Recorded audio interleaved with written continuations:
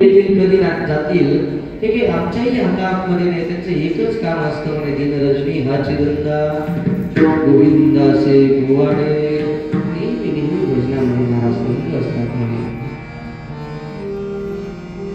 प्रसंग सागरला महाराज तो गृहस्थ काही वेळ थांबले, ते साधक काही वेळ थांबले आणि काही वेळाने त्यांना लक्षात आलं की त्यांचा अंतकाळ जवळ आलाय. आता तो काही साधक सामान्य नव्हता महाराज, तो पण गाढा अभ्यासक होता महाराज. आणि गाढा अभ्यासक असल्यामुळं की त्याने असा विचार केला की माझा अंतकाळ जवळ आले, 4-5 तास माझ्याकडे राहिलेले का तर मला कुष्ठरोग जडलेला आहे. गर्जना विनंती केली का हो म्हणे 4च तास माझ्याकडे आहे, या 4 तासामध्ये मला तुकोबरायांचं दर्शन होणं खूप गरजेचं आहे. मला तुकोबरायांचं भले काही होऊ द्या, पण मला तुकोबरायांचं दर्शन घ्यायचंय. त्या महात्म्याचं माझं दर्शन घडले. आई साहेबांनी सांगितलं काय करावं नाही, दर्शन घ्यायचंय ना तुम्हाला घ्या दर्शन, पण तुम्ही तुकोबरायांना भेटायला लोहगावला जा. ते साधक लोहगावला निघाले आणि लोहगावला आले आणि लोहगावकरांना विचारलं का हो म्हणे तुकोबराय नावाचे साधू इथं आहेत. लोहगावकरांनी सांगितलं तुकोबरायांच्या समोर कीर्तन चालू आहे मंदिरामध्ये, आणि ते साधक मंदिरामध्ये आले तर समोर तुकोबरायांचं कीर्तन चालू होतं, पण अंतकाळ जवळ येत होता. त्यांनी विचार लक्षात केला तर कीर्तनामध्ये तुकोबरा एवढे दंग होते की तुकोबरायांचे डोळे झाकलेले होते आणि तुकोबरायांचं भजन चालू होतं.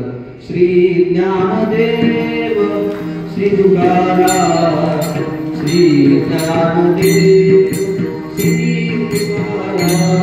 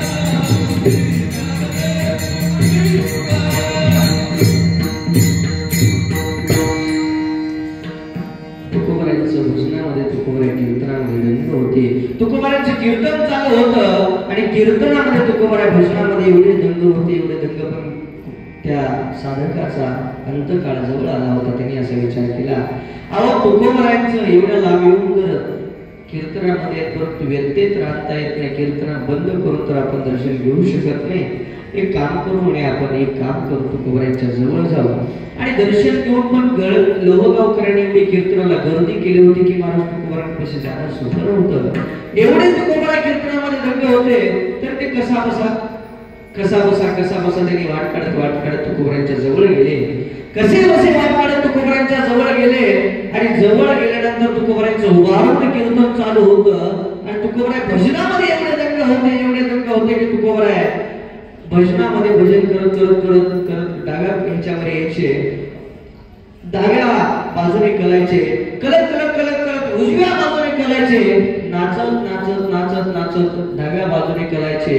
असं वाटायचं की तुकोबराय पडतायत की काय, इथपर्यंत तुकोबराय कलायचे म्हणे. महिपती बाबा वर्णन करतात, एवढे करायचे म्हणे तुकोबराय. या साधकाला वाटलं की तुकोबरायचं उभारून आपण आता तिथपर्यंत आलं तर दर्शन घ्यावं. तुकोबरायच्या भजनामध्ये तुकोबराय गंगा आहे आणि करत करत भजन करत करत एवढे गंगा आहेत की तुकोबराय एका बाजूला कळले. या साधकाला वाटलं की तुकोबराय आता पडतात की काय, पण तुकोबराय भजनामध्ये गंगा होते. साधकांना वाटलं आता तुकोबराय पडतात की काय.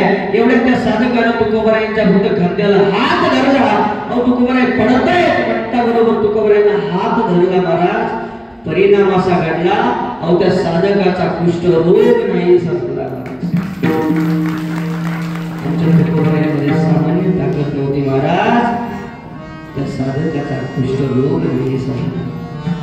उगाच म्हणत नाही तुकाराम तुकाराम नाम घेता कापे म्हणत नाही. एक दिवशी एक बीड परगण्याचा देशपांडा ब्राह्मण नंतर भगवान परमात्म्या समोर धरण मांडून बसला. तो तसाच पुन्हा हळदीला आला आणि हळदीला ज्ञानोबांच्या समोर धरण मांडून बसला.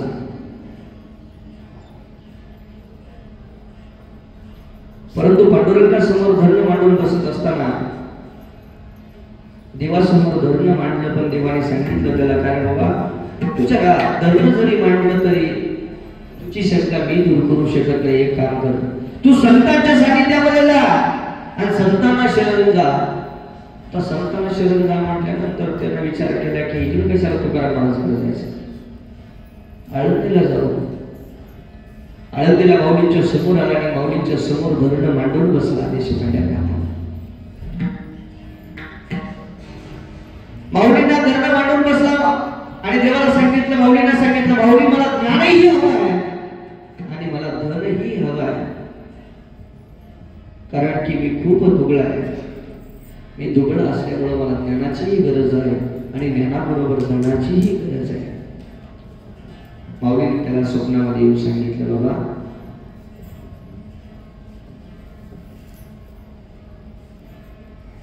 तुला जर ज्ञान पाहिजे असेल तर इथलं दुकान बंद आहे, इथला कोर्ट बंद आहे, आळंदीतला कोर्ट बंद आहे, कोर्ट देहूतला चालू. तू जगद्गुरु तुकोबरायांच्याकडे जा आणि जगद्गुरु तुकोबरायांना सांग की मला तुकोबरा ज्ञानही द्या आणि मला धनही द्या. तो तसाच देहू गावाला आला, जगद्गुरु तुकोबरायांच्या समोर बसला आणि तुकोबरायांना सांगितलं, तुकोबराय मला ज्ञान हवं आहे. मी आळंदीतल्या माऊलींच्या समोर पहिल्यांदा भगवान परमात्म्या समोर मी धरण मांडून बसलो. देवाने सांगितलं, संतांना शरण जा, संतांच्या सानिध्यामध्ये जा, संतांना शरण जा, संतांसमोर धरण मांडा, संत तुम्हाला दोन्ही देतील. तसाच मी आळंदीला आलो, माऊलींच्या समोर धरण मांडून बसलं आणि माऊलींनी मला सांगितलं की तुम्ही माझ्याकडे नाही येता, जगद्गुरु तुकोबरायांकडे जा, म्हणून मी तुमच्याकडे आलो. आणि तुकोबरायांच्या समोर त्यांनी धरण मांडून बसलं.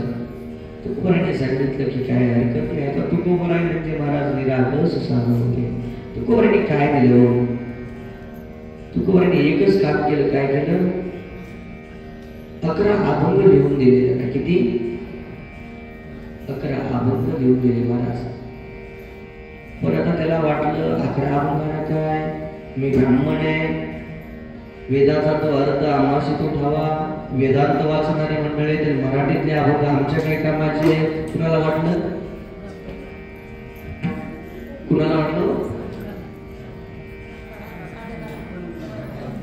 त्या ब्राह्मणाला वाटलं, देशमात्या ब्राह्मणाला वाटलं की मी ब्राह्मण आहे. अरे आम्ही बोलतो संस्कृत बोलू, मराठीमध्ये काय अभंगाने ज्ञान मला प्राप्त होणार आहे सांगू. अहो ते मराठीतलं ज्ञान म्हणजे काय सांगू.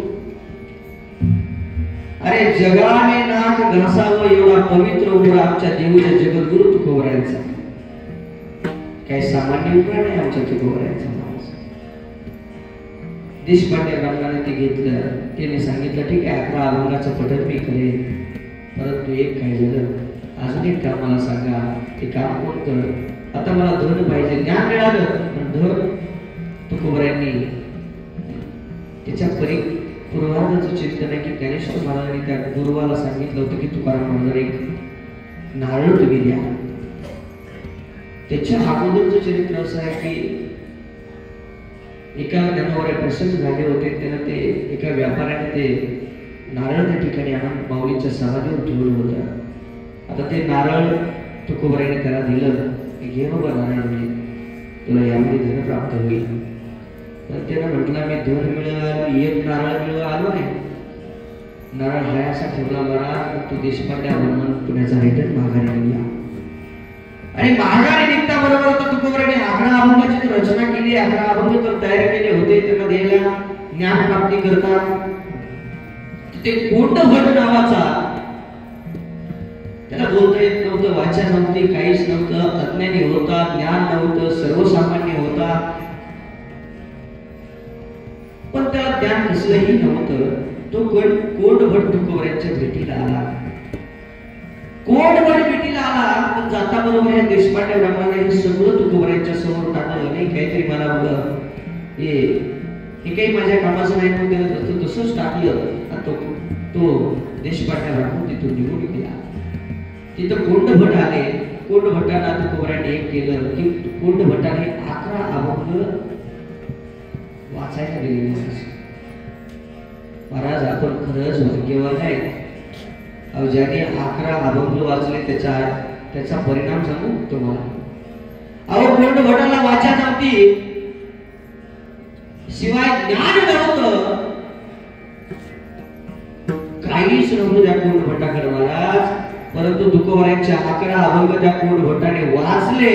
वाचल्याबरोबर त्याला वाचा तर आलीच झाली महाराज, परंतु ज्ञान सुद्धा प्राप्त झालं महाराज. 18 वेदा, 6 शास्त्र सगळं मुकोदगत झाले महाराज. काही सामान्य ताकद आहे का तुकोबऱ्यांची?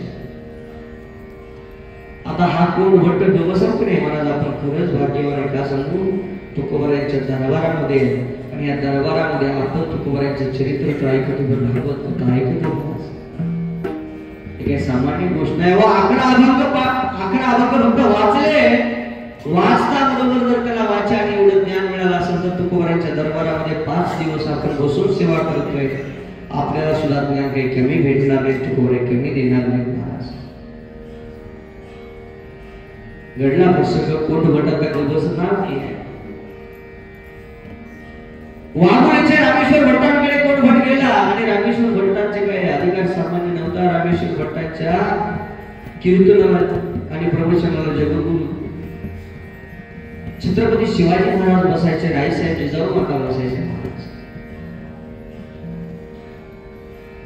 आता त्या दिवशी कोंडभट त्या प्रवचनाला गेला. त्याने महाराजांना, रामेश्वर भट्टांना प्रश्न विचारायला चालू केले. अनेक प्रश्न विचारले. रामेश्वर भट्टांना म्हटलं, अडाणी असणारा, बाकीचं सगळं काम करणारा कोंडभट आज एवढं ज्ञान मला विचारायला लागलाय, एवढा अभ्यास आला कुठं? रामेश्वर भट्टाने सांगितलं, तुम्हाला एवढं ज्ञान झालं म्हणून कोंडभट? त्यावेळेस कोंडभट्टाने उत्तर दिलं की जगद्गुरू तुकोबऱ्यांच्या मी कधी दर्शनाकरता गेलो तरी तुकोबऱ्यांच्या दर्शनाला गेल्यानंतर तुकोबऱ्यांनी मला 11 अभंग लिहून दिले आणि 11 अभंगाचा परिणाम असा झाला, 6 शास्त्र, 18 पुराण, 4 वेदाचं मला परिपूर्ण संकलन, परिपूर्ण अभ्यास माझ्याकडे आला. महाराज हे ऐकायला जिजाऊ आईसाहेब होत्या आणि छत्रपती शिवाजी महाराज होते. छत्रपती शिवाजी महाराजांनी तात्काळ सांगितलं, काय ओ रामेश्वर भट्ट, आजपासून हे प्रवचन तुमचं बंद, आजपासून इथं प्रवचन कुणाचं होईल?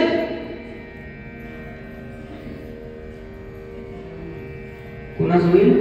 कोंडभटाचं होईल.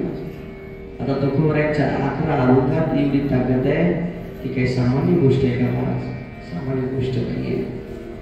11 अभंगात एवढी तुकोबऱ्यांची ताकद आहे महाराज.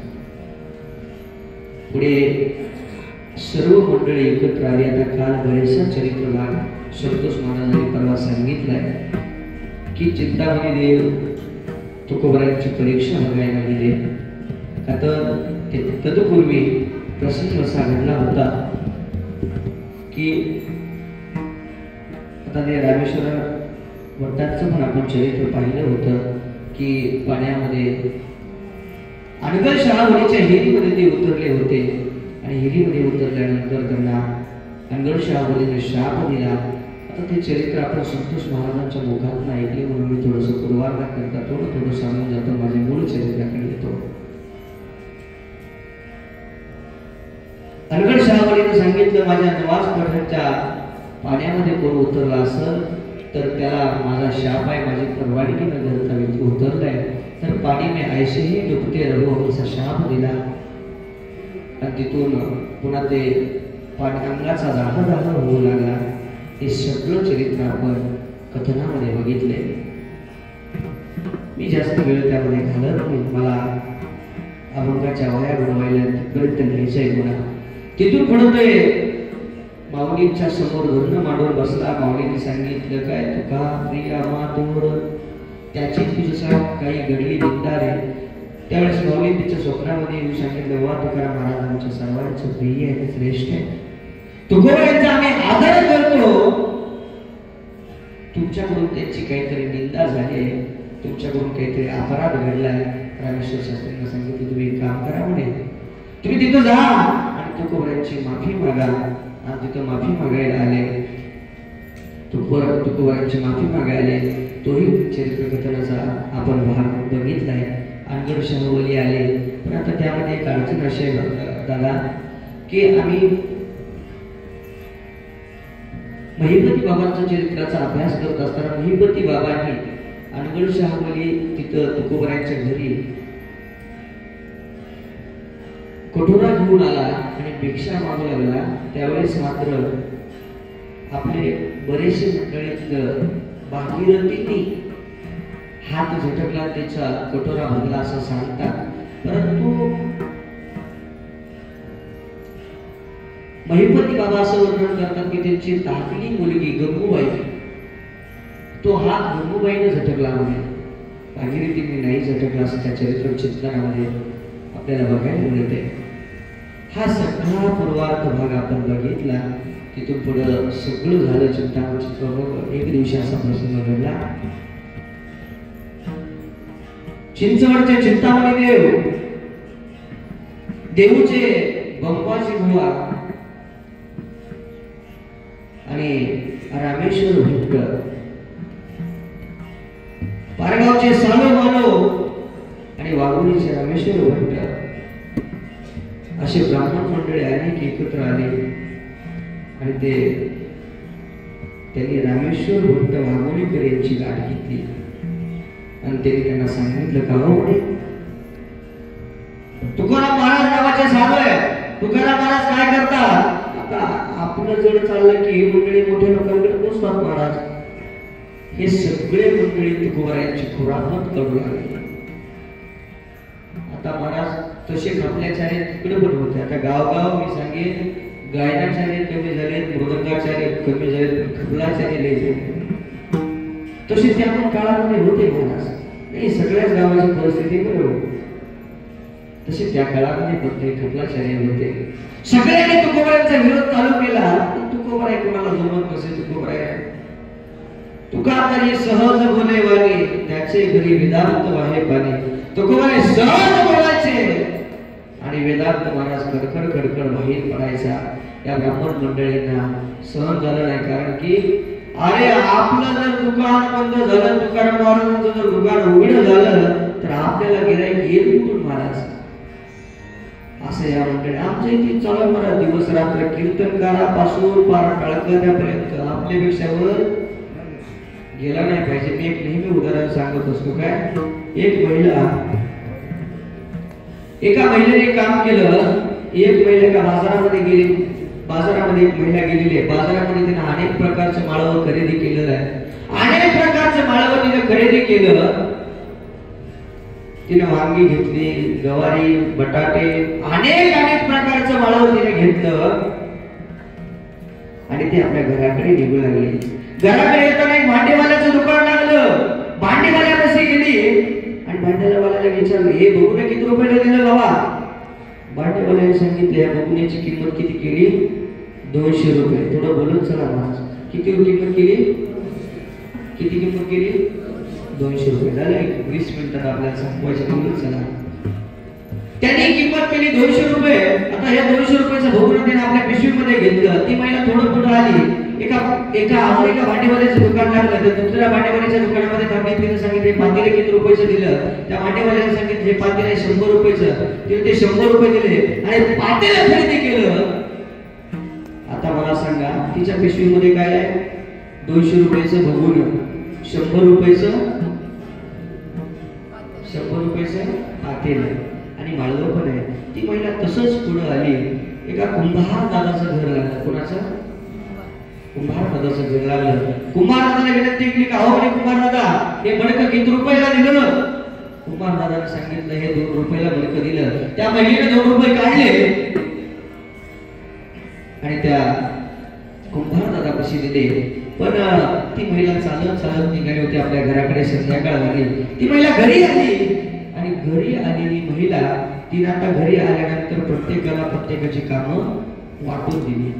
आता 100 रुपयाच्या भोगणीला दिलं, दूध तापवायला, 200 रुपयाच्या पातेल्याला दिलं, भाजी करायला, सगळ्या गरम चटक्याचंच काम. पावसाळ्याचे दिवस होते. घरी गाई म्हशी दूध तूप लोणी भरपूर होतं आणि पावसाळ्याचे दिवस होते. गाई म्हशी दूध तूप लोणी भरपूर होतं. आता त्याने विचार केला, सगळ्याला सगळी कामं वाटून दिली. राहता राहिलं ते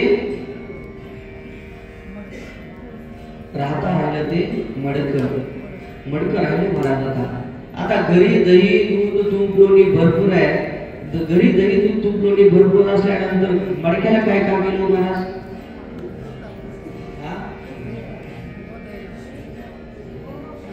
दही ठेवण्याकरता येईल ना?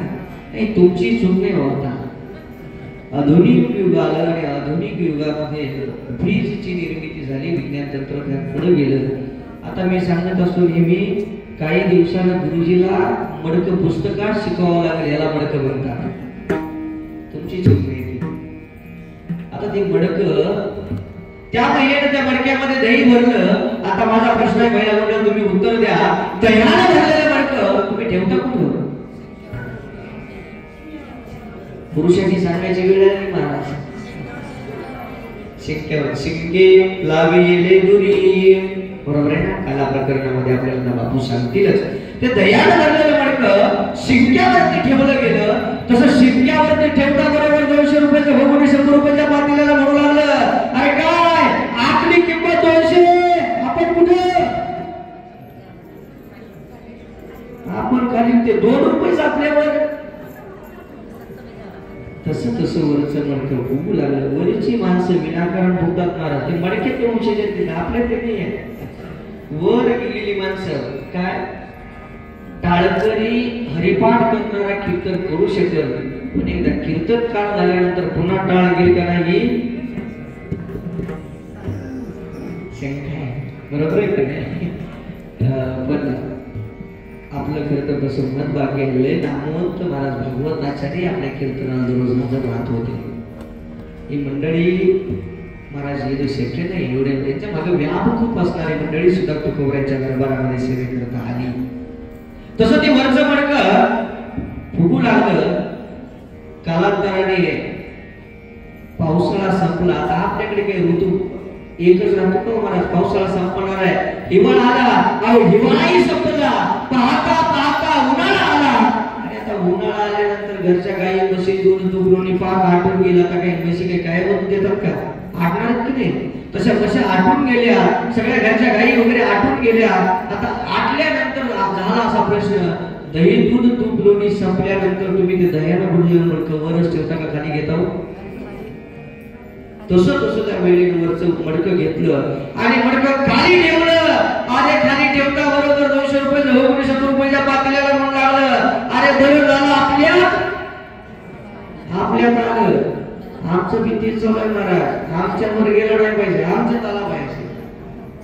आमच्यावर जाता कामा नाही. तसं त्या 200 रुपयाच्या भोगण्याला आनंद झाला. बरं झालं आपल्यात आलं. आता बहिणीने त्या दिवशी कूट आणि मीठ घालून अशी सुंदर वांग्याची भाजी बनवली होती महाराज. आख्या गल्लीमध्ये प्रवास केलाच गेला, पण आख्या गावात गेला, आख्या गावात नाही आख्या तालुक्यात गेला. तर मला तरी काय तिथं बघायचंच आहे काय कथेचा वास हा महाराष्ट्र भरपूर पसरू शकतो. महाराज काय हरकत नाही, त्याला पसरायला काय लागतं. तसा एवढा वास घुमला महाराज. एवढी कोटमीठ घालून बनवलेली वांग्याची भाजी त्या महिलेने घेतली. आता सगळी भांडी धुतलेली होती. तिने विचार केला मडकं शिल्लक आहे. तिने ते मडकं स्वच्छ धुलं आणि त्यामध्ये कूट मीठ घातलेली भाजी वांग्याची भाजी भरली आणि ते आपल्या शेताकडे निघाली. शेताकडे निघाली. आता शेताकडे निघाली. दुपारच्या 12 वाजल्या. आता 12 वाजता भोजन करावं असं तिने विचार केला. कंदीवार पोटी घेऊन तिने लक्षात आलं तर काय खेळायचे सोकाटा वाचून एक काम बंद. एक काम करू आपण, काय करा आता भोजन करू. ते त्या झाडाखाली आली. ज्या झाडाखाली सगळे भांडी ठेवले होते त्या झाडाखाली आली आणि ते मडकं भाजीनं भरलेलं मडकं तिने सोबत आणलं. ते थोडंसं त्या झाडावर ठेवलं होतं. 200 रुपयाचं बघून उघडून घेतलं. त्यातली भाजी तशीच्या तशी होती महाराज. 100 रुपयाचं पातेलं बघितलं, त्यातलं दूध तसेच्या तसं होतं.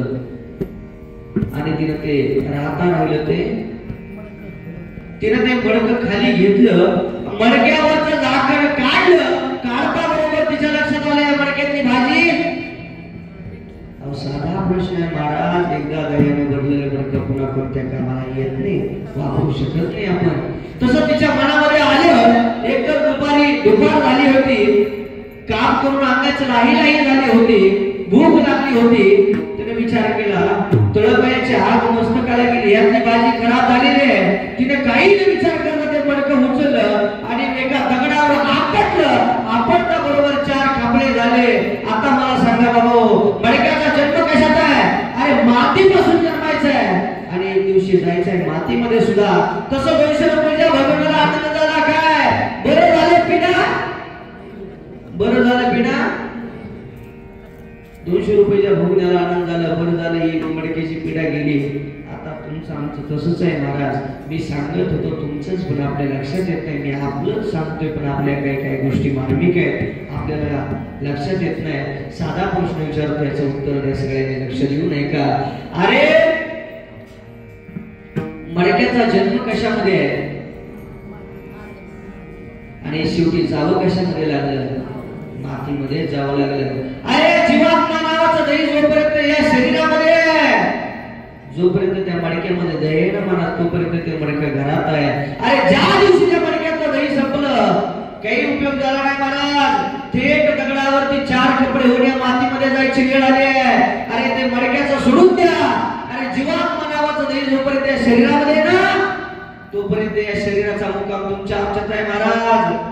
ज्या दिवशी जीवात्मा नावाचं दही या शरीरामधून निघून जाईल ना महाराज, या शरीराला कोणी विचारणार नाही.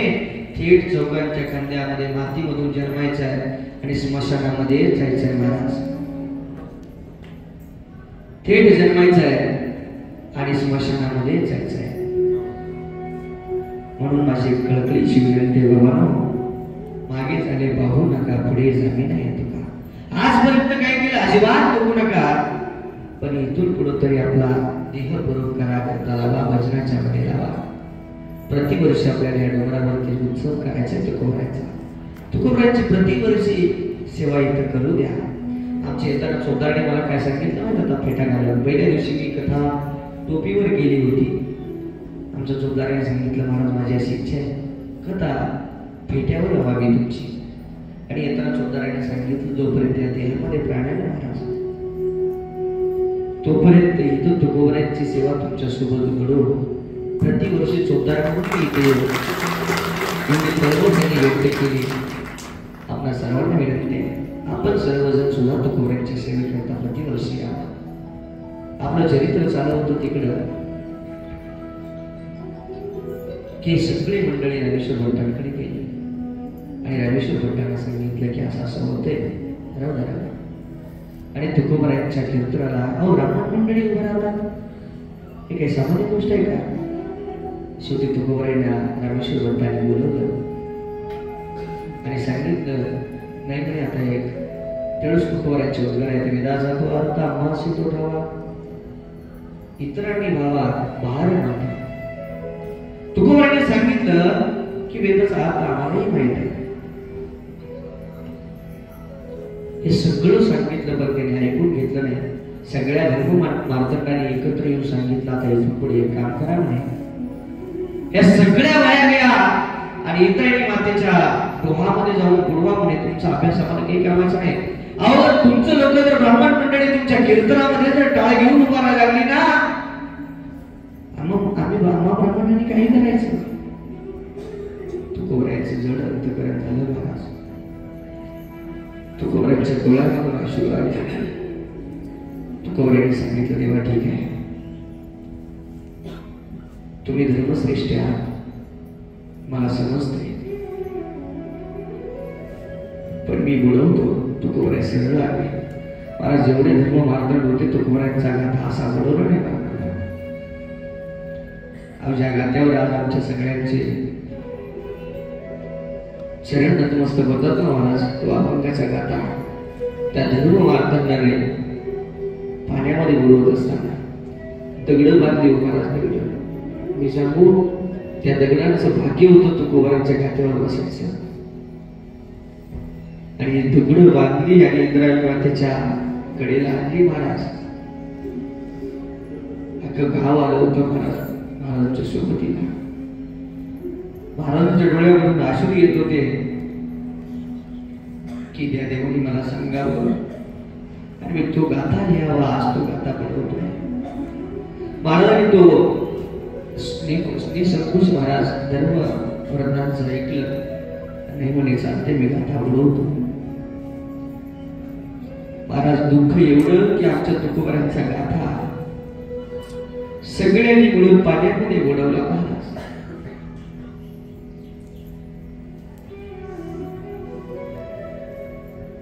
पण तो पाण्यामध्ये बुडला आणि तुकोबारांकडे गेले. 5 दिवस आपल्या घरून आले नाहीत. अहो एक सेकंद घरी न थांबणाऱ्या तुकोबाराय. एक सेकंद घरी न थांबणाऱ्या तुकोबाराय 5 दिवस घरून आले नाहीत म्हणे. प्रत्येक महात्मे यायचे प्रत्येक पाहुणे रावळे अभ्यस्त मंडळी तुकोबारांकडे यायचे. तुकोबारांना सांगायचे तुकोबाराय हा गाथा तुम्हाला बुडवावा लागला. तुकोबारांना ते काही सहन झालं नाही. तुकोबाराय रागारागाने आले ते का इंद्रायणी मातेच्या कडेला एक शिळा होती. त्या शिळावर तुकोबाराय बसलेले असताना पण झाले. तुकोबारायने देवाचा विरह झाला. देवाला म्हणते देवा तू माझा गाथा बुडवला म्हणून मला राग नाही रे बाबा. तू माझा गाथा बुडवला म्हणून मला राग नाही आहे. मला राग याचा आहे देवा. मला वाईट याचं वाटतं देवा. जर तुला जर हे अभंग संहिता जर माझी ठेवायचीच नव्हती तुझंच वर्णन केलं ना रे देवा. मी त्यामध्ये तुझंच वर्णन केलं होतं. मी माझ्या पद्धतीचं काय म्हणणार आहे. गरदार गेलं तरी मी त्याच्यामध्ये शब्द एवढे कठोर मानले की वरे झाले देवा निघले देवा पण या दुष्काळी पिढ्या गेली महाराज असं वर्णन मी ह्यामध्ये मांडलेलं आहे देवा. पण आज परिस्थिती अशा आहे की देवा तोच अभंगाचा गाथा आलो. गंगाधर पंत मवाळ संतात देवी हे सर्व तिथं होते. देवा तुझंच वर्णन होतं ना रे. तुझं वर्णन आज बोलवलं गेलं देवा. आणि जर तुला जर माझं ठेवायचंच नव्हतं तर मला लिहायला काय सांगितलं देवा. असं वर्णन केलं महाराज. प्रसंग कसा घडला. तुकोबारांचं 13 दिवस होतो शकता आणि 13व्या दिवशी महाराज 13वा दिवस संपला आणि 14वा दिवस उघडला. 14व्या दिवशी अभंगाचा गाथा स्वतः जगनियंतावर घेऊन आला माता महाराज. जगनियंतावर घेऊन आला. जगद्गुरु तुकाराम महाराज की स्वतः गाथावर तरळलेला महाराज. त्या गाथेच्या पाण्याचा स्पर्श सुद्धा झाला नव्हता. इकडे इंद्रायणी माता खुश होती. या सर्व धर्म मार्तंडाचे इंद्रायणी माता उपकार मानत होती. का माझ्या तुकोबारायचा गाथा जर या मार्तंडाने जर बोलवायला आला नसताना तर ह्या गाथ्याचे मला पारायण घडलं नसतं. देवाने स्वतः सांगितलं तुकोबाराय हा गाथा घेऊन मी स्वतः बोललो आणि या गाथेचं पारायण मी सुद्धा केले. त्यामुळे मी नशीबवान आहे तुमची गाथा मला बघायला. एवढा सुंदर गाथा लिहिला. शेवटी गाथा वर आला आणि एकदा रामेश्वर भट्टांना कळालं आणि तिथून पुढे रामेश्वर भट्ट दर्शनाला आणि त्या चरित्रामध्ये जास्त वेळ जात नाही. मला 15 मिनिटांमध्ये कथाभाग संपवायचे. पण आपल्याला बापूंचं कीर्तन ऐकायचंय का आपण कडून करायचंय का? तसं लिंगात सगळे महाराजांच्या दर्शनाला आले. रामेश्वर भट्टाने महाराजांच्या चरणी विनूप्रमाणे नतमस्तक झाले. तिथून पुढे रामेश्वर भट्ट सुद्धा तुकोबऱ्यांच्या सेवेमध्ये लागले. अहो ज्या लोकांनी तुकोबऱ्यांचा गाथा बनवायला लावला ना महाराज, ती लोक सुद्धा तुकोबऱ्यांच्या सेवेमध्ये लागली. ह्याला म्हणतात कर्तृत्व. माणसाने कर्तृत्वावर असं असावं महाराज. तुकोबर संत चरित्रातून काय लिहावं माणसाने? आता गावगाव रामायण होतं, गावगाव महाभारत होतं महाराज. आपण काय घेतलं पाहिजे त्या रामायणातून महाभारतातून? मला जर विचारलं रामायण करावं किंवा महाभारत काय, त्या दोन्हीकडून काय घ्यावं? मी एकच सांगेन महाराज, अरे योग्य मार्गाने जाणाऱ्या रामाला काय ऐका, योग्य मार्गाने जाणाऱ्या श्री प्रभू श्री रामचंद्रांना पशुनी म्हणजे वानरांनी सुद्धा सहकार्य केले महाराज. अरे योग्य मार्गाने जाणाऱ्या प्रभू रामचंद्रांना पशुनी म्हणजे वानरांनी सुद्धा सहकार्य केलं आणि अयोग्य मार्गाने जाणाऱ्या रावणाला मात्र सखा भावही सोडून गेला महाराज. आपण हे घेतलं पाहिजे. तसं जगद्गुरु तुकोबरायांच्या चरित्रामधून काय घ्यायचं ना आपण? सहिष्णुता घेतली पाहिजे. तुकोबरायांचे विरोध करणारे रामेश्वर भट्ट पुन्हा तुकोबरायांचा गवगवाट करू लागले, तुकोबरायांच्या आरती लिहू लागले. पण ते चरित्र कथन खूप मोठे आहे.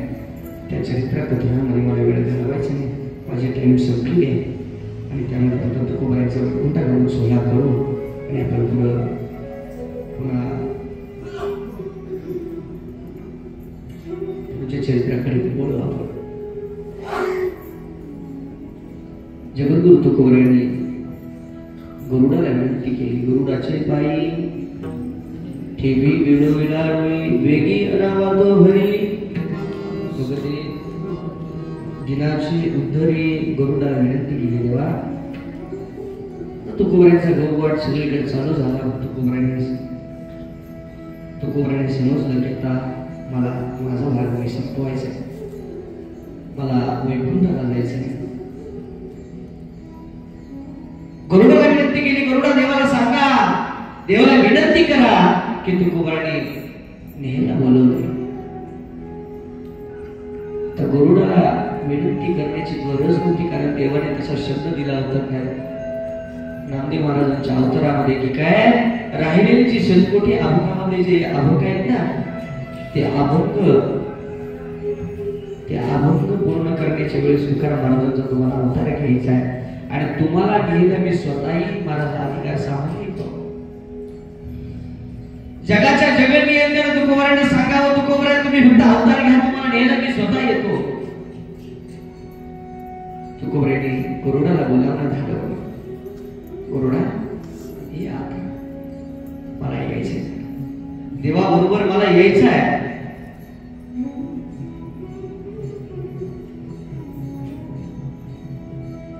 म्हटल्यानंतर काही कालांतराने गरुडाने देवाला सांगितलं, देवा तुकोबरायांचा आदेश आहे, तुकोबराया येणार आहेत आपल्या बरोबर.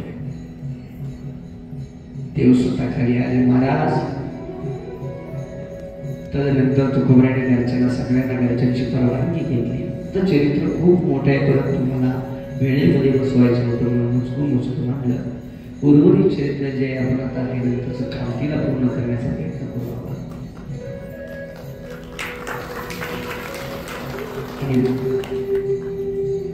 तुकोबरायांनी देव आलेला तुकोबरायांनी बघितला. देवघरा आला भक्ती सन्माने पूजिला देवघरा आला. तुकोबरायांच्या घरी आमचा देव आला आणि फक्त देव आला महाराज. इतर मेपदी बाबा म्हणतात कुणालाच दिसत नव्हता तो देव फक्त जगद्गुरु तुकोबरायांना दिसला महाराज.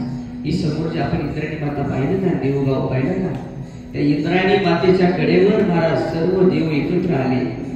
त्या जगनियंता सुद्धा हजर होता. देहूकरांना कुणाला तो देव दिसला नाही. इतर तर तुकाराम महाराजांशिवाय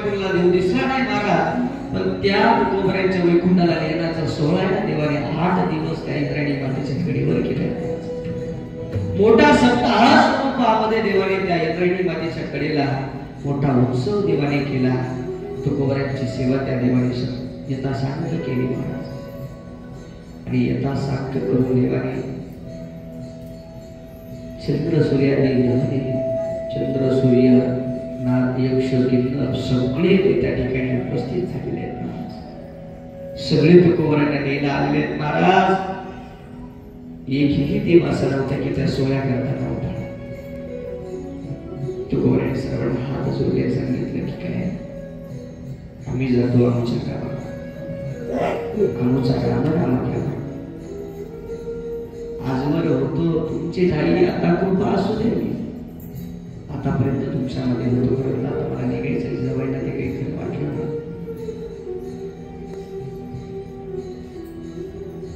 आणि देवाने शेवटी 8 दिवसाचा उत्सव केला. आणि 8 दिवसाचा उत्सव केल्यानंतर देवाने पुष्पक रूपी विमान बोलवलं महाराज.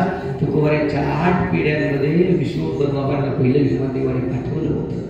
तदनंतर हरी आणि मुकुंदा त्यांनाही देवाने विमान पाठवलं होतं. तदनंतर हरी आणि मुकुंदा झाले की त्याचे चिरंजीव विठोबा काही त्यालाही मोक्ष प्राप्ती करून दिली होती.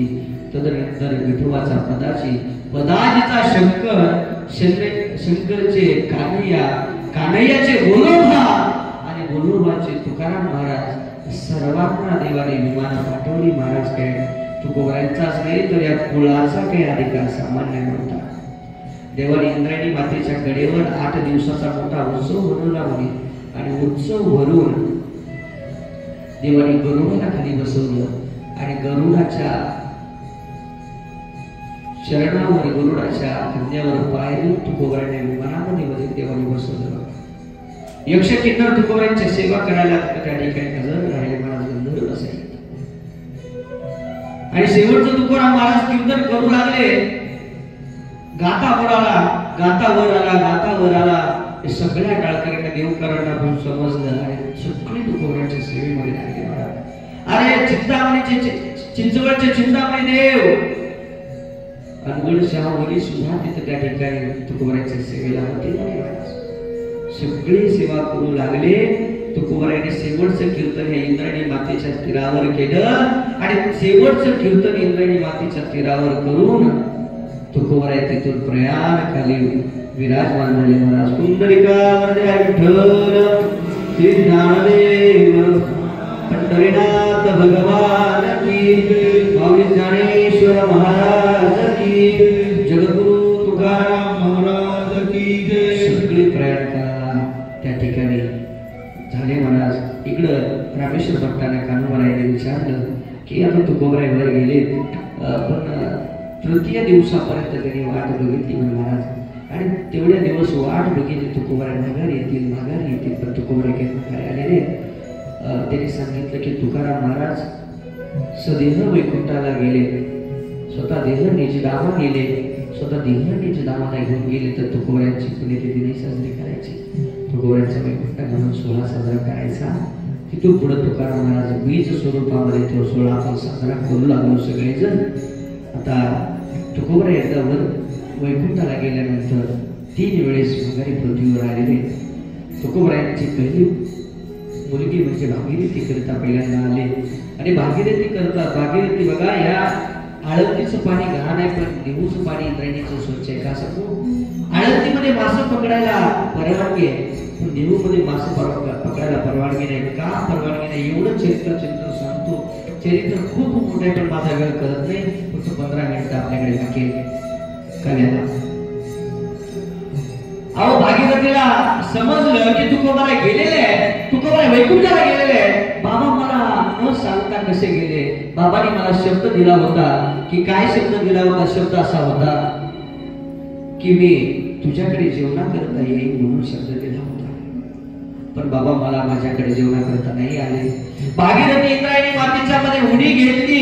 बाबा गेले तर बाबांसोबत मी बी जाईल म्हणून भागीरथी मातेने उडी घेतली. महाराज भागीरथी बाईंनी उडी घ्यावी आणि आई साहेबांनी उडी घ्यावी. त्या देहूकरांच्या माशाचे उपकार आहेत महाराज. त्या माशाने भागीरथीला झेलावं आणि काठावर वरून टाकावं. या माशांचे या देहूकरांवर खूप उपकार आहेत महाराज. का अहो भागीरथीने ज्यावेळेस इंद्रायणी मातेमध्ये उडी घेतली, मी आता गतप्राण होणार आहे, मी पण तुकोबाराच्या सानिध्यामध्ये जाणार म्हणून त्यावेळेस एका माशाने भागीरथीला झेलले महाराज आणि वर ढकलले महाराज. अशी उडी घेतली की मासे झेलायचे वर ढकलायचे, मासे झेलायचे वर ढकलायचे. हक्क देहू गाव महाराज हे दृश्य बघत होता आपल्या डोळ्याने. म्हणून ज्यावेळेस मध्ये भागीरथीतलं इंद्रायणी मातेतलं पाणी आणलं ना महाराज,